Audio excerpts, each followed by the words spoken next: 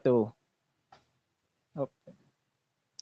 Assalamualaikum warahmatullahi wabarakatuh. Di sini saya akan menyampaikan hasil diskusi kami yang berupa PPT yang berjudul tentang kecerdasan dalam proses pembelajaran dengan dosen pengampu yaitu Febri Wanda Putra MPD.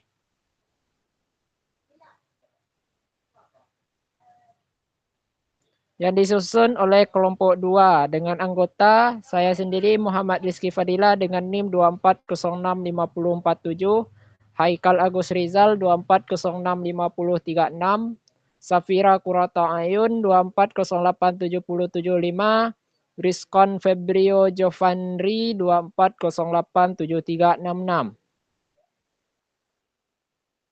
Di sini saya akan memberikan materi yaitu pengertian kecerdasan. Kecerdasan berasal dari kata cerdas yang berarti pintar dan cerdik, cepat tanggap dalam menghadapi masalah dan cepat mengerti jika mendengar keterangan. Kecerdasan adalah kesempurnaan perkembangan akal budi. Kecerdasan adalah kemampuan seseorang untuk memecahkan masalah yang dihadapi.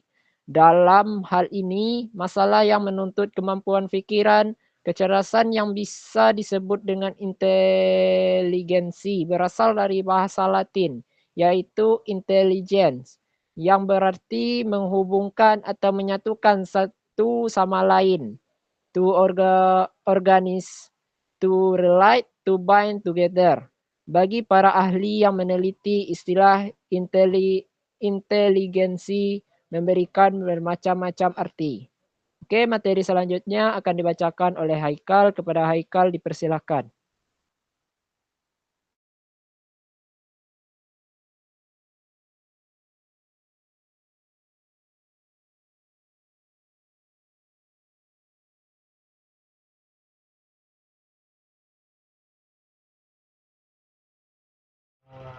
Baiklah, saya akan melanjutkan materinya. B. Faktor yang mempengaruhi perkembangan kecerdasan. Kecerdasan intelektual adalah kemampuan untuk berhitung, beranalogi, berimajinasi, dan memiliki daya kreasi serta inovasi. Kecerdasan ini digunakan sebagai pengukur kualitas seseorang. Kecerdasan intelektual responden sebagian besar berada pada kategori rata-rata sebesar 61,7%. Kecerdasan emosi adalah kemampuan untuk mengendalikan impuls emosional, kemampuan untuk membaca perasaan orang lain, dan kemampuan untuk membina hubungan yang baik dengan orang lain. Responden yang memiliki status gizi kurang memiliki kecerdasan intelektual atau IQ yang rendah, karena kecerdasan intelektual dipengaruhi juga oleh asupan makanan bergizi yang kemungkinan tidak diperoleh oleh responden yang status gizinya kurang. Selanjutnya C. Klasifikasi kecerdasan intelektual atau IQ. A. Idiot, IQ-nya dari 0 sampai 29. B. Imbesil, IQ-nya 30 sampai 40. C. Moron atau debil, atau mentality handicapped atau mentality retarded, IQ-nya dari 50 sampai 69. D. Kelompok bodoh, dull atau borderline, IQ-nya 70 sampai 79. E. Normal rendah, below average, IQ-nya 80 sampai 89.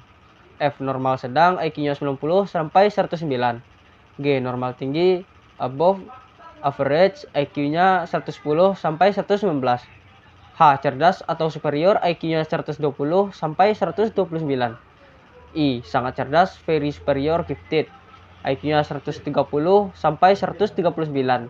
J. Genius, IQ-nya 140 ke atas. Oke, materi selanjutnya akan dilanjutkan oleh Safira.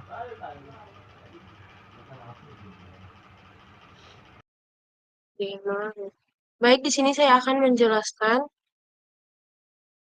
tentang jenis-jenis kecerdasan berdasarkan teori multiple inteligensi. Yang pertama yaitu ada kecerdasan verbal linguistik.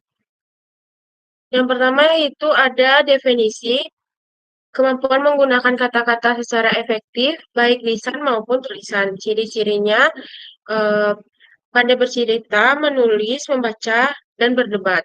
Yang kedua yaitu ada kecerdasan logis matematik, yaitu eh, kemampuan dalam berpikir logis, memecahkan masalah, dan memahami konsep matematika. Ciri-cirinya suka berhitung, eksperimen, dan menyusun pola. Yang ketiga yaitu ada kecerdasan visual spasial.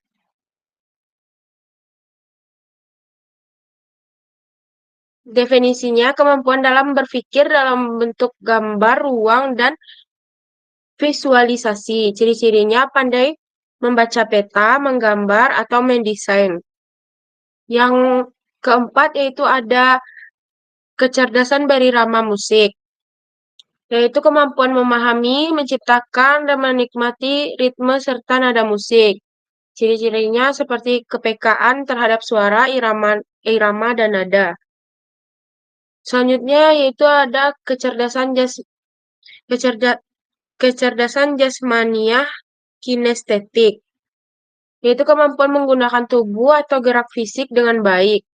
Ciri-cirinya ada aktif bergerak, cepat menangkap pada gerakan, juga pandai dalam berolahraga atau seni peran.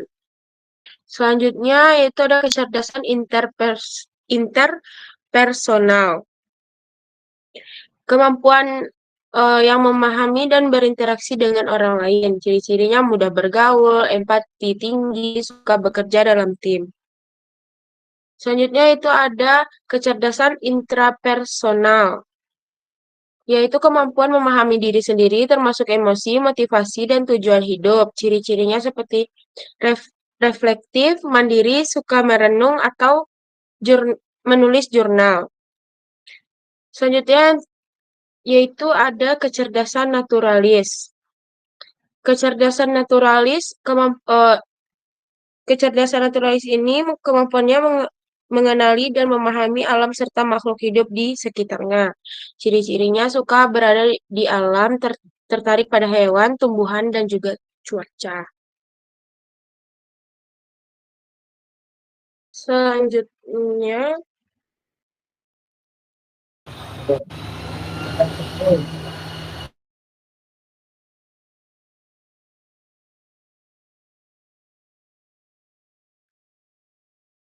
wait.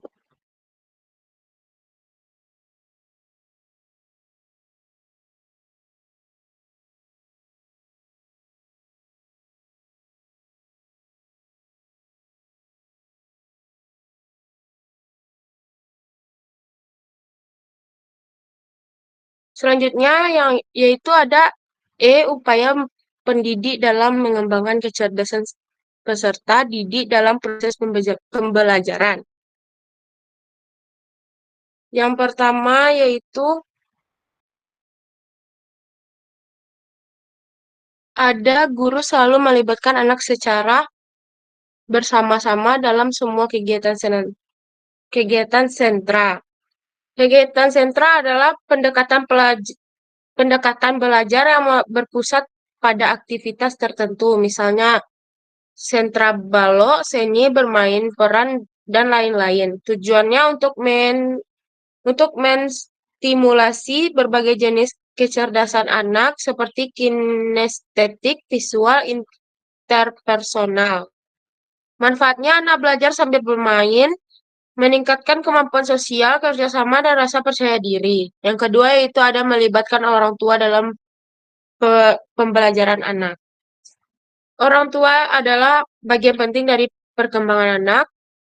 Keterlibatan mereka bisa dalam bentuk mendampingi, belajar di rumah, menghadiri pertemuan sekolah, atau ikut dalam kegiatan kelas. Tujuannya, agar anak mendapat dukungan belajar tidak hanya di sekolah, tetapi juga di rumah. Manfaatnya, memperkuat komunikasi guru orang tua, juga mempercepat memahami guru terhadap karakter anak, dan menumbuhkan rasa tanggung jawab orang tua. Yang ketiga yaitu melibatkan orang tua dalam pembelajaran anak.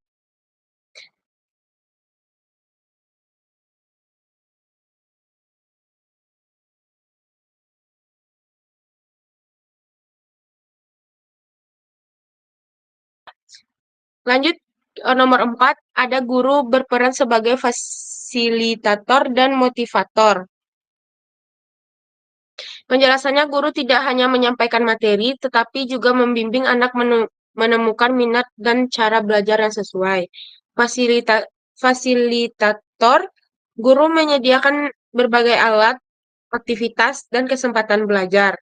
Sedangkan motivator, guru memberi semangat, dorongan positif, dan membantu anak percaya kepada kemampuan sendiri. Manfaatnya, anak menjadi lebih aktif, termotivasi, dan juga berkembang sesuai potensinya. Yang terakhir, ada selalu menyiapkan cerita yang menarik untuk anak pada setiap harinya. Cerita adalah media pembelajaran yang sangat efektif untuk anak-anak. Fungsinya ada mengembangkan kecerdasan verbal, linguistik. Yang kedua juga ada meningkatkan imajinasi kreativitas. Yang ketiga ada menanamkan nilai moral, melatih fokus dan daya ingat. Manfaatnya anak menjadi lebih antusias mengikuti pelajaran dan mampu mengambil pelajaran dari ceritanya sendiri. Sekian dari saya kembalikan kepada moderator.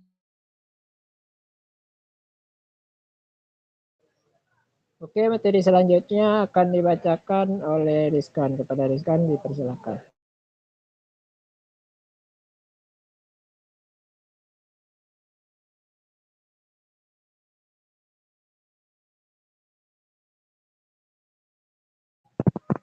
Rizkan, aktifkan mic-nya.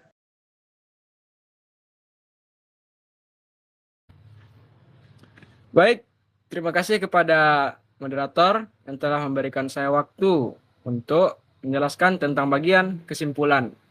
Kesimpulannya adalah kecerdasan adalah kemampuan seseorang untuk memecahkan masalah yang dihadapi. Dalam hal ini, masalah yang menuntut kemampuan pikiran serta dapat diukur secara kuantitatif dan kualitatif.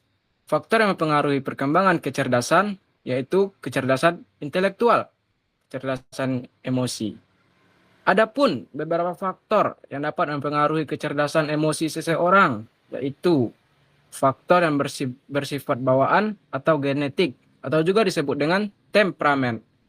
Dan adapun faktor yang berasal dari lingkungan keluarga, seperti cara asuh orang tua, dan lain sebagainya.